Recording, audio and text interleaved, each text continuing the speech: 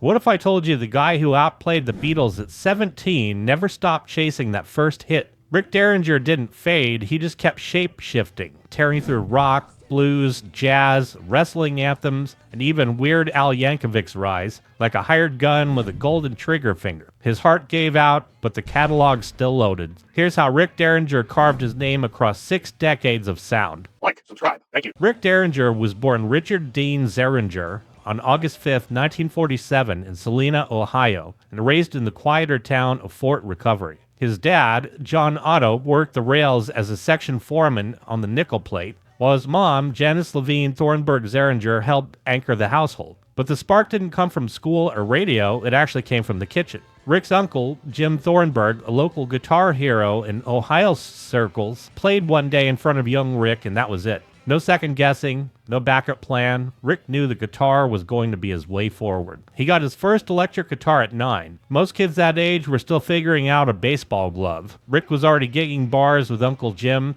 running country western sets in the haze of cigarette smoke and neon Schlitz signs. He remembered that the money felt not normal for a kid. It wasn't. But this was the start of a working musician's life. Rick and his brother Randy began playing together just as the rock and roll was starting to shift the earth beneath the American youth. Rick picked up a Buddy Holly record, electric guitar front and center, and locked in. It wasn't just background rhythm anymore. The guitar was becoming a weapon, a voice, a spotlight. Rick Derringer was ready to chase that light, and soon he would actually catch it. So with Rick hitting the ground at an early age, he and his brother Randy, who would later go by Randy Z, formed a band that would carve its way into pop history, the McCoys. Rick took the front, guitar in hand, voice already seasoned beyond his years. Randy locked down the drums. Bass duties started with Dennis Kelly, but soon landed in the hands of Randy Joe Hobbs, complementing the trio that would make noise far beyond Ohio basements. The McCoys weren't just a garage band, they were a rocket waiting for ignition. Summer 1965, Rick Derringer was 17 years old and already had something most musicians chase for a lifetime, a #1 hit. Hang On Sloopy didn't just chart, it bulldozed its way past the Beatles yesterday, claiming the top spot with his gritty garage rock swagger. Rick later recalled laying down every guitar part on the track, rhythms, leads, and that iconic solo in one single take. No overdubs or second tries. And the song wasn't just a hit, it became something even bigger. Hang On Sloopy was eventually crowned the official rock song of Ohio. That chorus, that riff, that energy, now forever tied to the thunderous Ohio chants echoing across stadiums. Rick Derringer had arrived, and he had done it on his own terms. The McCoys weren't just a flash in the pan. They racked up 7 songs in the top 100, including a sultry, swaggering take on the R&B classic Fever that cracked the top 10, and a high-energy cover of Richie Valens' Come On Let's Go that pushed into the top 40. For 4 solid years, they rode that wave, touring, recording, carving their name into the fabric of mid-60s pop rock. But by the time the decade dimmed, so did the lights on the McCoys. The run was over. Rick Derringer, though, he was just getting started. In 1969, Rick Derringer stepped into a new arena, louder, darker, more electric. He joined forces with blues rock firestarter Johnny Winter to form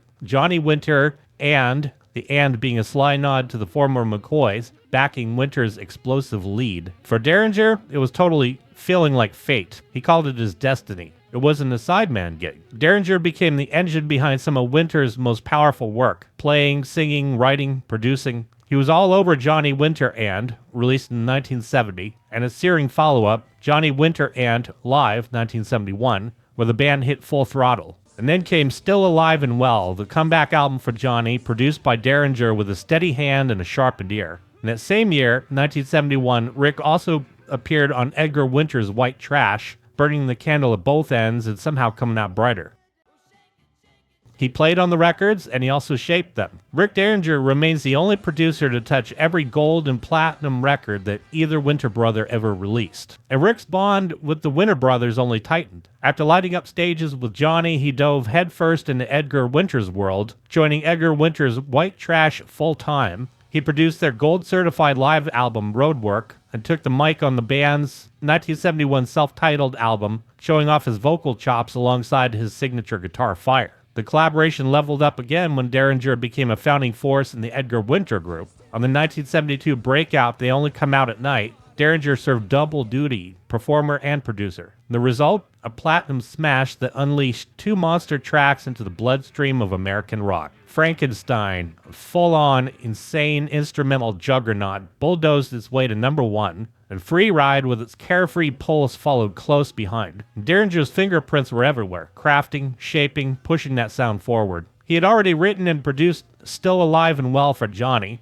Now with They Only Come Out at Night, he was helping Edgar dominate the charts as well. And the collaboration did not fade. They reunited in 1990 for Edgar Winter and Rick Derringer live in Japan, and again in 99 on Edgar Winter's Blues CD. And through the late 90s, the two remained a thunderous live pairing, tearing through stages with the same chemistry that launched them decades earlier. And while Rick Derringer was making history alongside the Winter Brothers, he was also building something entirely of his own. In 1973, he dropped All-American Boy, a sharp, confident solo debut that quickly earned his place in the rock canon. The centerpiece was Rock and Roll Hoochie Coo, frenetic, funky, in the pocket, and hard rockin' at the same time. It was a track that fans already knew from Johnny Winter in 1970 and Roadwork in 1972. But this time it was Derringer front and center. His solo version broke through, top 25 in the Billboard Hot 100, his highest charting and only solo top 40 hit. And it both charted and defined him. And that song was all flash and fire, fuzzed out riffs, strutting vocals, just an attitude to match. And that actually became his signature. In the cover of All American Boy, Derringer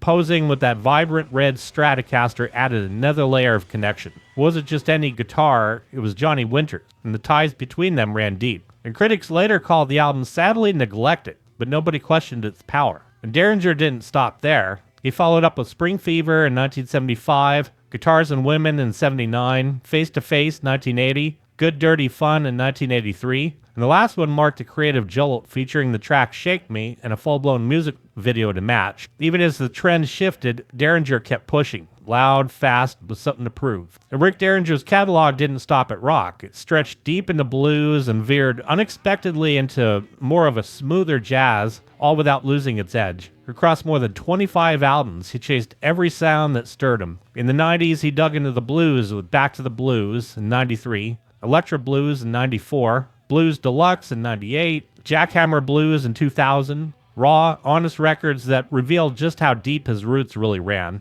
Overseas, Tend the Fire in 1997 landed to critical acclaim, proving his reach extended far beyond American airwaves. And then came 2002. Derringer pivoted, smooth jazz. Free Ride hit with a polish and finesse that caught radio by surprise. And the second single, Hot and Cool, held its ground on the radio and records top 20 for 5 straight months, and ended the year at number 42. And it wasn't a one-man show. His wife Jenda co-wrote 3 songs and arranged and sang on the title track. Derringer called smooth jazz the kind of music that he had been waiting to do his whole life, and the patriot in him never faded. In 2007, Rockin' America arrived, anchored by Real American, a track already etched in pop culture thanks to his long-standing association with pro wrestling. 2 years later, he released Knighted by the Blues, featuring Sometimes, another co-write with Jenda. And with the 3 kings of the blues, he paid full respect to the legends, Freddie, B.B., Albert King, locking himself into the lineage of the greats.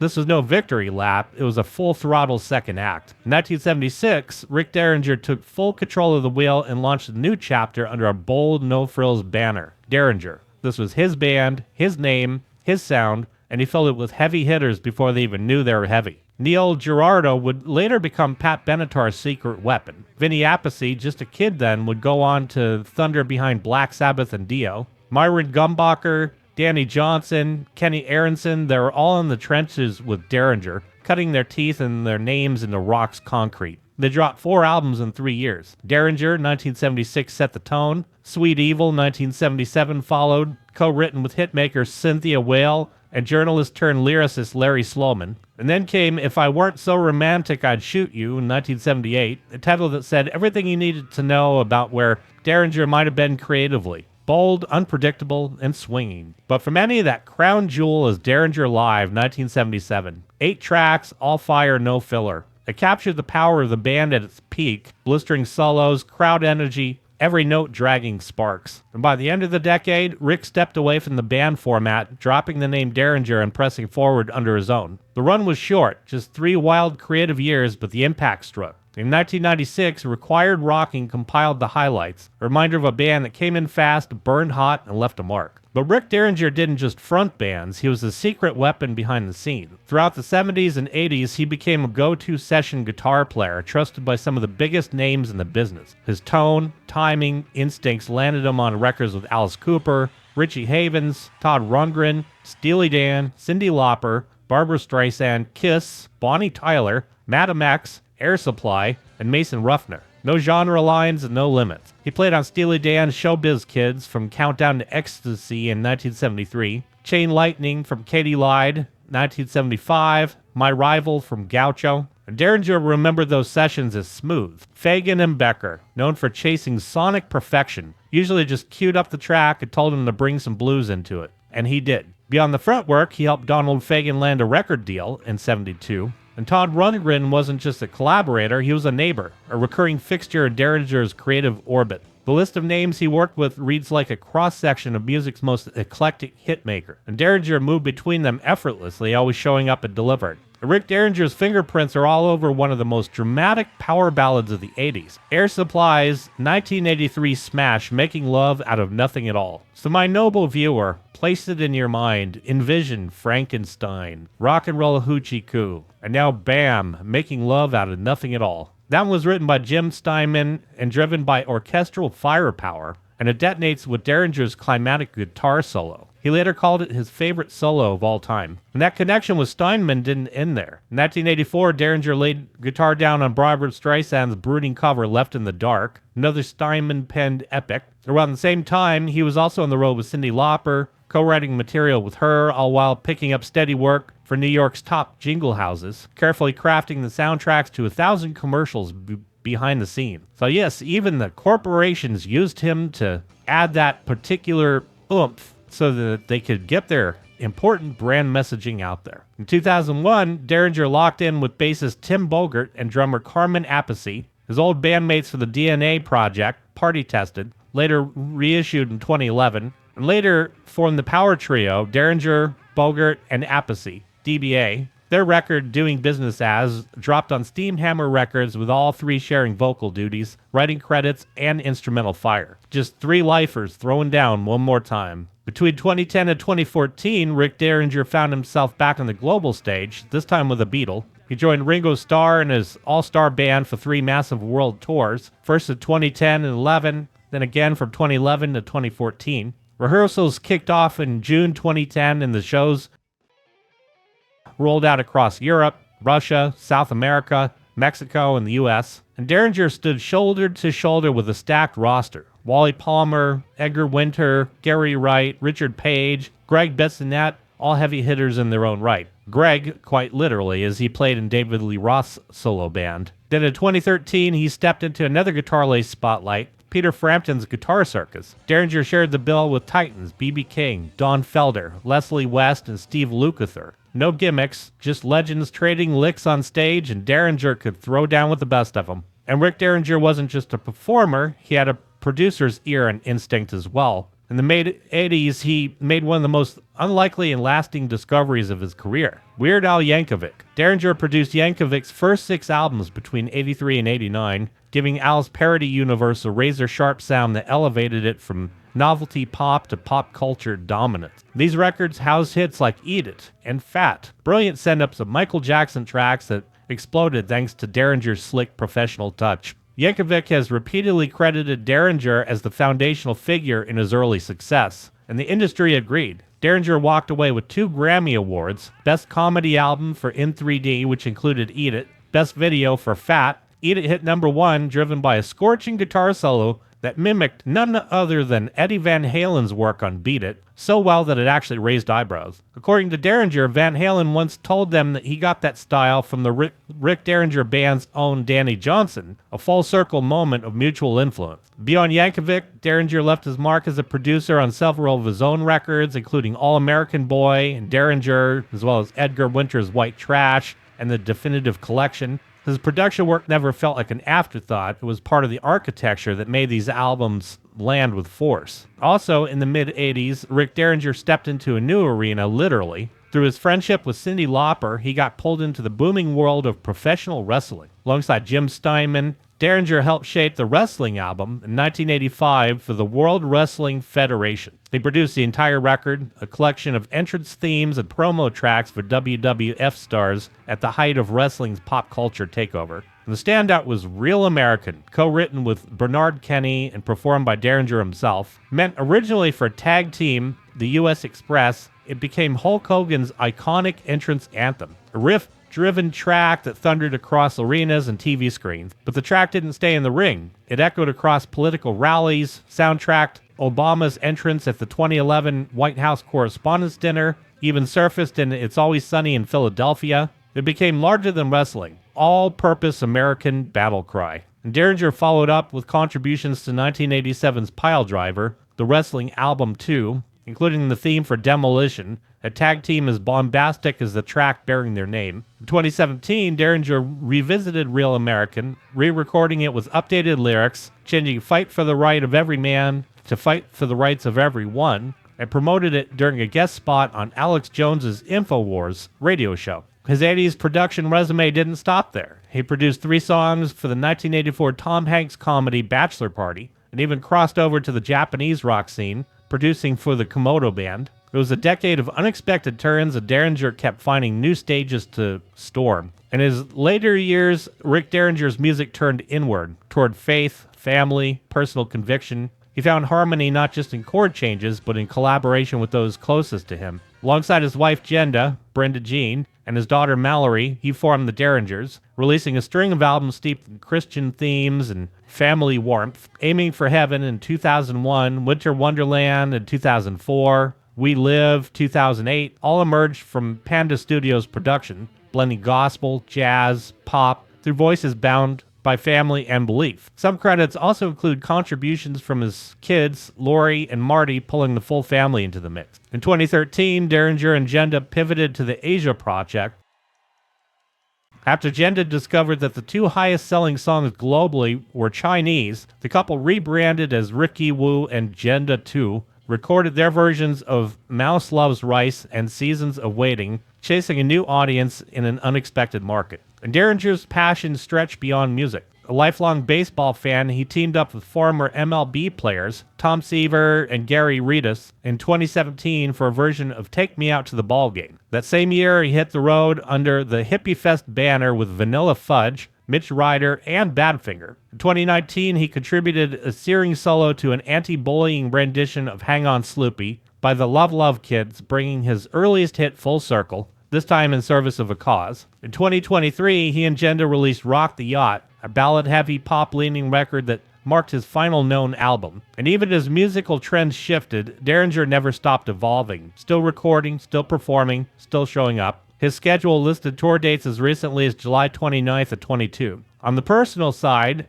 Derringer married Liz Agrees in 1969. He later married Jenda, his musical and spiritual partner. In April 1992, his then-wife Diane gave birth to Mallory, who would become a collaborator. In 1997, Derringer embraced evangelical Christianity and never looked back. He called himself a Jesus freak and aligned publicly with conservative politics, frequently voicing his support for Trump. In 2017, he made multiple appearances on Alex Jones' InfoWars, including an interview with Roger Stone. His faith became a guiding force, not just in life, but in every note that he played from then on. Rick Derringer passed away on the evening of Monday, May 26, 2025. His wife, Jenda, confirmed the news to TMV, stating that he died peacefully after being taken off of life support that night. He was 77 years old. His close friend and caretaker, Tony Wilson, announced the passing on Facebook, sharing that he died at 8:09 p.m. in the ICU at Advent Health in Ormond Beach, Florida, with Jenda and Wilson by his side. It was later reported that his heart had suddenly failed. Wilson explained that